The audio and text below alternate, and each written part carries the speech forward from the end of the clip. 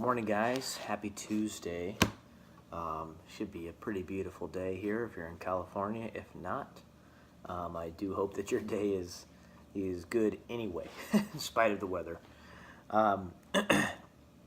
This morning, I just happened to pick up my Bible, and it was open to Proverbs 19.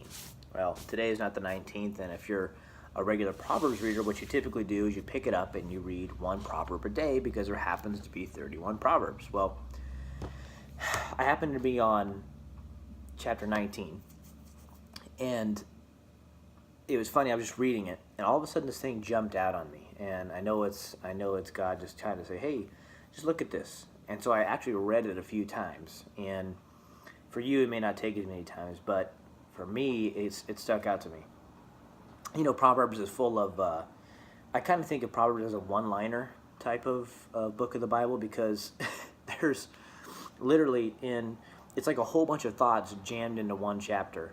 And it's like little blurps, I guess you could say. Like, you know those pictures that you hang on the wall where it's like purpose, you know, XYZ defines your purpose or whatever. You know what I'm talking about. They got the picture of the sailboat or whatever, and they have a little line underneath it that says, it says purpose, and then it's got a little statement, right? So that's what I think kind of Proverbs is. I think that's where they, you could probably pull a lot of information of those pictures from here.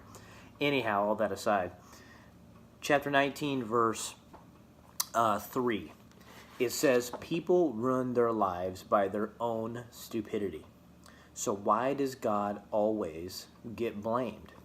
Now, this is funny because we run our lives by our own decisions. God gave us a free will to make our own decisions and to direct our lives how we see fit. Now, if we align the way we should do it with God, everything works out. If we give our lives completely to Him and let Him give control, if you haven't realized already, everything works out immediately and to your benefit.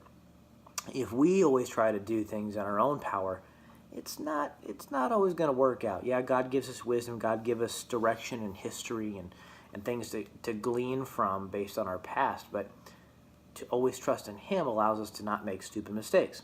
And I like to think of it like my children. What will happen is if someone gets bad grades, they typically like to blame the parents. What happens is they get bad grades, I dish out the consequences, they blame me for them not being able to do things. Now, where did the problem really start? The grades, right? Has nothing to do with my consequence. In fact, the consequences were pre-discussed before the grades even came through, so they knew ahead of time what could happen if the grades were not up to par. So when I apply these consequences, suddenly I'm the bad person. Suddenly I'm the one who is destroying their fun. But what they don't see is that their behavior, their performance, directly impacted the consequences. If the performance was good, the consequences never would have come into play. And a lot of times kids these days, adults even, don't have the skill set to apply to understand that relationship, because it's never explained to them to say, listen, you're in control. You are the one that is in control of whether you get consequences, good or bad. You're in control, period. And so I've explained this over and over again to my kids, not necessarily the grades thing for sure. There's different situations in life, you know. It can be anything, guys. It can be if you have sex before you're married. The consequences could be a child, and then you have to raise this child for the next 18 years. So it can be anything, a cause-effect type relationship. You know, you don't change the oil in your car ever. It's going to break down and damage the engine, and then the consequence is you have to pay for a new engine. It's pretty simple. But the problem is when we're young, we're not given the tools to cope with these type of situations. And so what I'm trying to do is trying to instill in my children that, hey, listen, there is a cause-effect relationship, and then you have to pay for that consequence, whether it's monetary, whether it's you can't do something, whether it's you have a physical problem because you don't take care of your body, whatever that it is, guys. And the same thing goes for your spiritual life.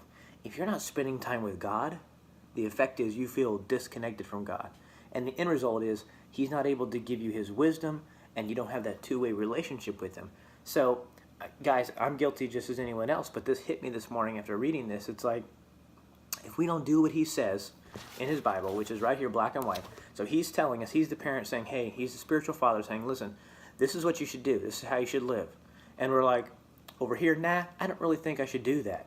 And then the end result is we are on our own free will to do whatever, and then the consequences of life come at us full force because God says, hey, here's my plan, do it. And then you're like, I think I'll take a little bit of that, I'm going to modify it and do my own thing. And God's like, okay, that's fine, you can do that.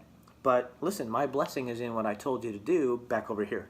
So it's the same thing. And it just kind of, after I read verse 4, people ruin their lives by their own stupidity. So why does God always get blamed? And as a parent, you're always blamed for the consequence, if you haven't noticed. If you're a parent and you're listening to this morning, you know what I'm talking about. You always get blamed for taking away something that is valuable to your children. And that's how we have to parent. There's consequences based on your actions, because in the real world, it works the same way. So when they become an adult, you want them to understand what they're getting into, and to not redirect. Not blame their boss for firing them because they put their feet in the ice cream, you know what I mean? So we don't want to show our kids that relationship. So we need to be the example and listen to God, follow what he says the first time, so that we don't suffer the consequences of life. And guys, that just hit home with me today, and it's still sinking in actually as I'm talking to you. Anyway, let that kind of sink in today. That's all I have for you. And guys, be blessed, and know that I love you, and that if you need prayer or anything, feel free to drop me a line. I'm more than happy to pray for anyone that needs it. All right, guys, be different today. Make today about obeying God and not suffering the consequences. Love you guys.